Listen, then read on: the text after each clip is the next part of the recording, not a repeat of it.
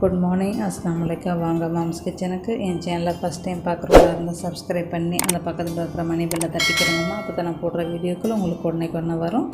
இது வந்து ஒரு சேலட்டுமா. நம்ம கேஎஃப்சிக்கு போனால் அந்த சேலட்டை நம்மளுக்கு கொடுப்பாங்க. இதுக்கு பேர் coleslaw.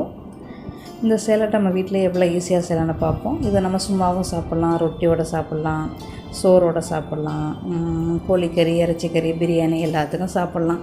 அதை வாங்க நம்ம எப்படி செய்யலாம், எவ்வளோ ஈஸியாக செய்யலாம்னு நம்ம வாங்க பார்ப்போம். இப்போ வாங்க அதுக்குள்ளே பொருளை பார்ப்போம். கேபேஜ் வந்து ஒரு மடங்குண்டா, கேரட் வந்து பங்கு சரியா, வெங்காயம் வந்து காலையும் இன்னும் பங்கு. இதுதான் அதோட அளவுமா.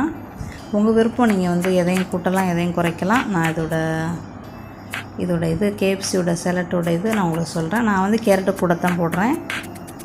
நான் வந்து எவ்வளவு அளவுன்னு உங்களுக்கு சொல்கிறேம்மா கரெக்டாக. இப்போ வந்து நம்ம வந்து 100 கிராம் கோபிஸாக இருந்தால் 50 கிராம் கேரட்டு நம்ம போடணும்.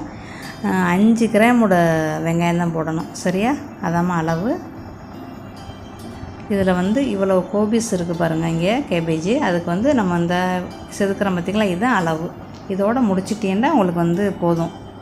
நான் வந்து பேரன் இருக்கிறனால கேரட்டை வந்து நான் ஒரு கேரட்டு போடுறேன். அதனால் கொஞ்சம் சிவப்பு கலராக தான் நம்மளுக்கு இருக்கும். ஏன்னா கேரட்டு கூட இருக்கிறதுனால. கேஎஃப்சியில் வந்து நம்மளுக்கு அப்படி இருக்காது. கோபிஸு தான் கூட இருக்கும் வெளியே. கேரட் வந்து நம்மளுக்கு குறைச்சித்தமாக இருக்கும். நான் வந்து இந்த கேரட் வந்து நான் எக்ஸ்ட்ரா போடுறேன் சரியா. அதை நான் உங்கள்கிட்ட சொல்லிக்கிறேன். இந்த மாதிரி நீங்கள் கட் பண்ணிக்கிறணும். அப்போ தான் நம்மளுக்கு வந்து அழகாக நீட்ட வாகில் இருக்கக்கூடாது. எப்போவுமே நம்மளுக்கு வந்து கட்டையாக தடிப்பமாக இருக்கணும். அப்படி தான் இருக்கும். அதனால் நம்ம இப்படி வெட்டிக்கிறணும். கத்தியை வச்சு இப்படியே கட் பண்ணினா அழகாக கட் ஆயிரும்.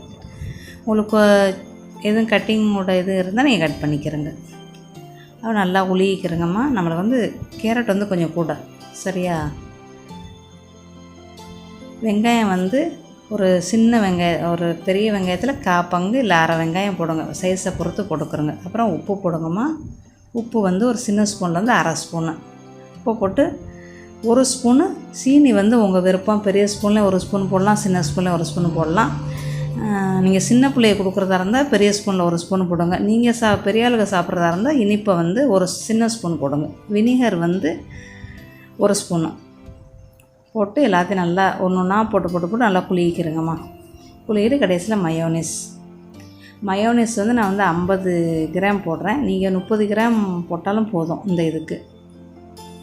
இது வந்து மொத்தம் 5 பேருக்குள்ள சேலட்டு சரியா. அதோட போட்டு கிண்டி விடுங்க. கிண்டி விட்டுட்டு பால் வந்து நீங்கள் வந்து 2 ஸ்பூனு 3 ஸ்பூன் ஊற்றினா போதும். நான் வந்து பாலும் கூட தான் போடுறேன். 5 ஸ்பூன் போடுறேன். எங்களுக்கு வந்து இப்படி கொஞ்சம் ஜூஸியாக இருந்தால் தான் நம்ம வீட்டில் வந்து ரொம்ப விருப்பமாக சாப்பிடுவாங்க. அதனால் நான் இப்படி செய்கிறேன் சரியாம்மா. அதோட நல்லா கிண்டி விடுங்க. கிண்டி விட்டு இதுக்கப்புறம் நம்ம வந்து வைக்க வேண்டியது மிளகுத்தூள் மட்டும்தான். அதை போட்டுட்டா வேலையை முடிஞ்சிருச்சு, அவ்வளோதான். அதோட மிளகுத்தூளை தூவி விட்டு நீங்கள் ஐஸ் பெட்டியில் வந்து வச்சிடலாம். வச்சுட்டு நீங்கள் மறுநாளைக்கு சாப்பிட்டா இன்னும் டேஸ்ட்டாக இருக்கும். இல்லைன்னா நீங்கள் வந்து இப்போ மத்தியானம் சாப்பிட்ணும் அப்படின்னு நீங்கள் காலையிலேயே செஞ்சு ஐஸ் பெட்டியில் வச்சுருங்க. ஒரு 2 ஹவராவது ஐஸ் பெட்டியில் வச்சு நீங்கள் சாப்பிட்டீங்கன்னா ரொம்ப ரொம்ப நல்லாயிருக்கும். அந்த வெஜிடபிள் எல்லாம் அந்த மயோனீஸு அந்த பாலை வந்து நல்லா இழுத்து வச்சுக்கிட்டே இருப்பாங்க. அப்போ ரொம்ப நல்லாயிருக்கும். அவ்வளோதாம்மா. மீண்டும் சந்திப்போம். பிடிச்சிருந்தா லைக் பண்ணுங்கள், ஷேர் பண்ணுங்கள், சப்ஸ்கிரைப் பண்ணுங்கம்மா. தேங்க்யூ.